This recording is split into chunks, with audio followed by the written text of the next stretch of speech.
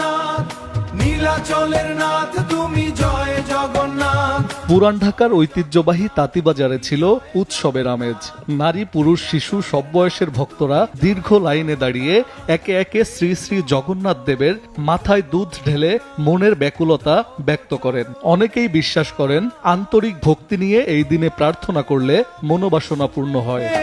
আজকে আমরা সব ভক্ত কিন্তু একসাথে এসে জগন্নাথ দেবের এই স্নান যাত্রা সবাই উদযাপন করছি। এখন জগন্নাথ দেবের কাছে এই প্রার্থনা যাতে সবাইকে সুস্থ রাখে। জগন্নাথ সবই জানে যে আমি কি চাই, আমি তার সন্তান। চেয়েছি যেটা আমার মনের ইচ্ছা ছিল যাতে আমার সেটা পূরণ হয়। বাসিটি শেষ করে যেন একটা ভালো একটা জব পাই। অনেকটা ইসে আছি, মানে কখন ঢালবো, কখন বাবার মাথায় আর কি জল ঢালবো, যাতে জগন্নাথ সবার মনস্কামনা পূর্ণ করে, সবাইকে ভালো রাখে। জগন্নাথ দেবের কাছে আমরা বর চাইলাম। বৈষ্ণব ধর্মে স্নানযাত্রা অত্যন্ত তাৎপর্যপূর্ণ।